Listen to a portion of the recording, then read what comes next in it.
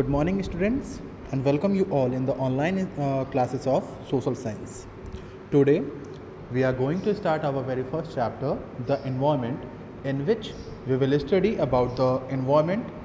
We should have the general introduction of environment, and also we should study the general components of the environment. Okay. Then we should discuss realms of natural environment and also the human environment. Okay, in today's video we will cover the first page of our chapter number first, the environment, which is as simple as you get it. Okay, so let's start our chapter, which is very interesting and very important for you all to know the surrounding and also the components of your surroundings. Okay, so let's start. Before starting, I will hope and advise you all to keep yourself in your houses, to keep yourself safe and healthy. Okay, so let's start. The environment. Environment का मतलब होता है हिंदी में पर्यावरण. ठीक है, पर्यावरण. ठीक, अब इसके बाद इन्वायरमेंट होता क्या है, इस वर्ड का ओरिजिन कहाँ से हुआ, इसका डेफिनेशन क्या होता है, ये सारी चीज़ें हम लोगों को आज यहाँ पर समझनी है. ठीक है, तो देखिए यहाँ पर एक्स्ट्रा इन्फॉर्मेशन में दिया गया है जो the term environment has been derived from a French term environner और इन्वायरोनर. ठीक है, जिसका मतलब ये होता है, इस वर्ड का मतलब इन्वायरोनर. यहाँ पर देखिए वर्ड दिया गया है. ठीक है, मैं आपको अंडरलाइन करके दिखा देता हूँ. ये वर्ड है, ये दो वर्ड्स हैं फ्रेंच वर्ड्स, जिनका मतलब होता है नेबरहुड या फिर सराउंडिंग्स. ठीक है, तो अब हम लोग ध्यान से समझते हैं कि एनवायरनमेंट होता क्या है. ठीक है, the term environment refers to the surrounding or condition within which a person, animal or a plant exist. जो टर्म environment है वो रेफ़र करता है हमारे सराउंडिंग या फिर कंडीशंस को, जो कि जिसमें कोई भी पर्सन, एनिमल या फिर प्लांट एग्जिस्ट करते हैं. अब इस चीज़ को थोड़ा सा हम प्रैक्टिकल वे में समझते हैं कि जैसे कोई भी ह्यूमन बीइंग है या फिर आप लोग हैं, हम हैं, तो हम जहाँ कहीं भी रहते हैं, हम अपने घरों में रहते हैं, बाहर रहते हैं. ठीक है, तो जहाँ भी रहते हैं उस आसपास के, हमारे आसपास का जो सराउंडिंग है, ठीक है, जिसके आसपास हम रहते हैं, जैसे आपके घर के पास क्या होगा, पेड़ पौधे होंगे, जानवर होगा, तालाब होगा, घर, दूसरों के घर होंगे, बिल्डिंग्स होंगे, बहुत सारी चीज़ें होती हैं. तो ये जो बहुत सारी चीज़ें हैं ये एक्चुअली में हमारे सराउंडिंग्स हैं, और इन्हीं सराउंडिंग्स को हम क्या बोलते हैं, इन्वायरमेंट बोलते हैं. ठीक है, different organism live and thrive in different places. ठीक है, तो देखो अब ये भी हमें पता है कि इस अर्थ पे different kind of species are available, चाहे वो एनिमल्स की हो या फिर प्लांट्स की हो. तो डिफरेंट काइंड्स ऑफ स्पीसीज़ हैं, तो वो डिफरेंट प्लेसेस पे रहते हैं, ये भी हमें पता है. जैसे अगर हम डेजर्ट्स की बात करें तो वहाँ पर रेगिस्तानों में ऊँट पाए जाते हैं, पानी में मछली पाई जाती है, ज़मीन पे कीड़े मकोड़े रहते हैं और बहुत सारे जानवर पाए जाते हैं. तो ये सारी जो चीज़ें हैं ये डिफरेंट प्लेसेस पे डिफरेंट एनिमल्स के लिए ही सुटेबल कंडीशंस होते हैं. This is because each organism is adapted in such a way that it can live under a particular set of condition. ठीक है, तो हमने आपको बताया कि जो भी एनिमल्स हैं वो डिफरेंट प्लेसेस पर एग्जिस्ट करते हैं. इसके पीछे भी रीज़न है. एक क्वेश्चन पुटअप होता है कि आखिर ऐसा क्यों है कि जो डिफरेंट एनिमल्स हैं वो डिफरेंट प्लेसेस पर ही एग्जिस्ट क्यों करते हैं. क्योंकि उनकी जो बॉडी होती है वो उस पर्टिकुलर सराउंडिंग या फिर पर्टिकुलर कंडीशन के बेसिस पर ही अडेप्ट होती है.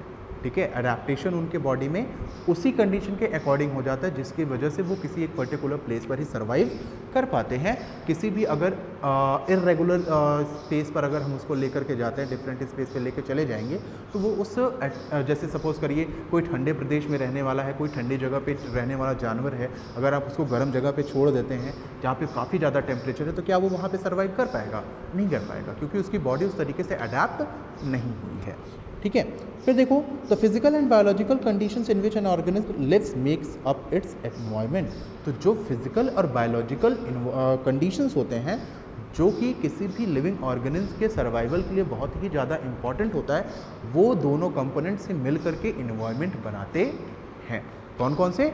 जो बायोलॉजिकल कंपोनेंट्स हैं और जो फिजिकल कंपोनेंट्स होते हैं वो। ठीक है। The place we live in, the people and things around us, the plants, the animals, the land and the buildings, all are the parts of our environment.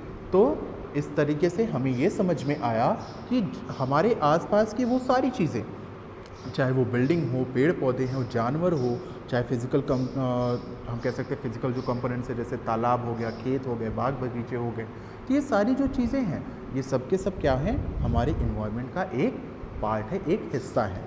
ठीक है। फिर अब हम आएंगे इन्वायरमेंट के डिफरेंट टाइप्स पे। तो सबसे पहला टाइप है नेचुरल इन्वायरमेंट। तो नेचुरल का मतलब होता है प्राकृतिक, मतलब जो खुद से इस अर्थ पे एग्जिस्ट कर रहे हैं, जिनके क्रिएशन और जिनके डेवलपमेंट में किसी भी आर्टिफिशियल वे का यूज़ नहीं किया गया है, आर्टिफिशियल टेक्निक्स का यूज़ ना किया जाए, उन्हें हम नेचुरल एनवायरनमेंट के कैटेगरी में रखेंगे। ठीक है। देखो, the components of an organism environment that are provided by nature for its natural environment. ठीक है। तो यहाँ पर नेचुरल एनवायरनमेंट का जो डेफिनेशन दिया गया है वो कुछ इस तरीके से है। ओके। तो नेचुरल एनवायरनमेंट क्या होते हैं? ऐसे सारे कंपोनेंट्स जो कि नेचर के थ्रू प्रोवाइड होते हैं, जो नेचर से हमको मिलते हैं, जो प्रकृति से हमको मिलते हैं, उनको हम क्या बोलते हैं? नेचुरल एनवायरनमेंट बोलते हैं। ठीक है। Natural environment has been formed by certain natural forces and processes. It includes both physical और एबायोटिक एनवायरनमेंट एंड बायोलॉजिकल और बायोटिक एनवायरनमेंट। ठीक है। तो ये सारे जो नेचुरल एनवायरनमेंट के कंपोनेंट्स हैं, ठीक है, वो सब बनते कैसे हैं? नेचुरल फोर्सेस के थ्रू, जैसे ग्रेविटेशनल फोर्स हो गया, ठीक है, और भी बहुत सारे फोर्सेस इसमें अप्लाई किए जाएंगे। तो इन सारे फोर्सेस और प्रोसेसेस के थ्रू, नेचुरल प्रोसेसेस के थ्रू ये कंपोनेंट्स बनते हैं। ठीक है। नेचुरल एनवायरनमेंट में दो तरीके के कंपोनेंट्स आपको देखने को मिलेंगे, एक होगा बायोटिक और दूसरा होगा अबायोटिक।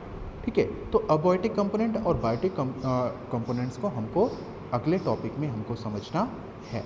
ठीक है। जिसमें हमने सबसे पहले एबायोटिक को समझना होगा। ठीक है।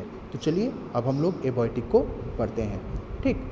Abiotic components are the prevailing natural conditions which comprises of land, water and air. They consist of all non-living and inorganic matters and form the physical environment. ठीक है। Abiotic components क्या होते हैं? देखिए, इसमें आपको सिर्फ इतना समझना है कि नेचुरल प्रोसेस के थ्रू जो भी चीज़ें अवेलेबल हैं उनमें से कौन सी चीज़ें एबायोटिक होती हैं और कौन सी बायोटिक होती हैं। तो बायोटिक का मतलब ये हो गया, बायोटिक बायो टर्म से डिराइव हुआ ये। तो बायो का मतलब होता है लाइफ, तो वो सारे कंपोनेंट जिसमें लाइफ होता है। ठीक है। तो लाइफ किस में पाया जाता है? जानवरों में और पेड़ पौधों में, छोटे छोटे कीड़े मकोड़े में, मतलब जो माइक्रो ऑर्गेनिज्म हैं। ठीक है। तो ये सारी जो चीज़ें हैं, micro organism, plants and animal, ये तो बायोटिक कंपोनेंट्स के थ्रू में कैटेगरी में चले जाएंगे। बचता क्या है? Land, water, air. ठीक है। ये सारी जो चीज़ें हैं ये कहाँ पर जाएंगी? अबायोटिक एनवायरनमेंट के कैटेगरी में जाएंगी। ठीक है। तो देखो यहाँ पर भी दिया गया है, abiotic components are the prevailing natural conditions which comprise of land, water and air. They consist of all non living and inorganic matters and forms the physical environment. तो लैंड, वाटर, एयर, ये सारी जो चीज़ें non living and inorganic matters जो होते हैं वो सब के सब अबायोटिक कंपोनेंट्स को या फिर अबायोटिक एनवायरनमेंट को फॉर्म करते हैं। इसी के साथ अगर हम बायोटिक को समझना चाहें तो मैंने जैसा कि अभी पहले ही आपको बताया कि biotic components include all the living things. ठीक है। All the living things such as animals, vegetations, micro organism and human beings etcetera. They form the biological environment. Biotic and abiotic environment interact with each other to create favourable condition for human beings. Any change in one type of environment affects the other. ठीक है। अब देखिए, दो तरीके के हमने environment पढ़े, biotic और एबायोटिक। दोनों जो होते हैं एक दूसरे से इंटरैक्ट करते हैं। मतलब जैसे अगर सपोज करिए जो ह्यूमन बींग्स हैं वो जिस भी सराउंडिंग में रहते हैं, वहाँ के पेड़ पौधों को यूज़ करेंगे, वहाँ से निकलने वाले ऑक्सीजन को यूज़ करेंगे और ख़ुद कार्बन डाइऑक्साइड देंगे, जिससे कि प्लांट्स का फूड प्रिपेयर हो सके। तो इस तरीके से हम समझ सकते हैं कि दोनों एक दूसरे से इंटरेक्ट करते हैं, जिससे कि एक दूसरे के लिए फेवरेबल कंडीशन बन सके और वो अपने लाइफ को सर्वाइव कर सके। ठीक है, और किसी भी एक कंपोनेंट में अगर कोई भी चेंज होता है तो उसका इफेक्ट दूसरे कंपोनेंट पर भी पड़ता है। जैसे अगर हम कहें कि पेड़ पौधों को हम काटना शुरू कर दें, पेड़ पौधे कहीं पर रहे ही ना, तो क्या हमारी लाइफ उतनी इजी या फिर उतना अच्छे तरीके से फेवरेबल वे में सर्वाइव हो पाएगा? उसका जवाब क्या होगा? नहीं। ठीक है, तो इस तरीके से हम ये समझ सकते हैं कि एक दूसरे को इंट्रैक्ट करते हैं, एक दूसरे को फेवर करते हैं और एक दूसरे को अफेक्ट भी करते हैं। कौन? एबॉयटिक एंड बॉयटिक कंपोनेंट्स। ठीक है, तो ये आपका पहला क्लास था एसएसटी का। इसको आप लोग अच्छे से ध्यान से पढ़ेंगे, समझेंगे, और अगर कोई कन्फ्यूज़न है, कोई दिक्कत है, तो आप व्हाट्सएप के थ्रू मुझसे डायरेक्टली पूछ सकते हैं। Okay, so thank you and have a very nice day.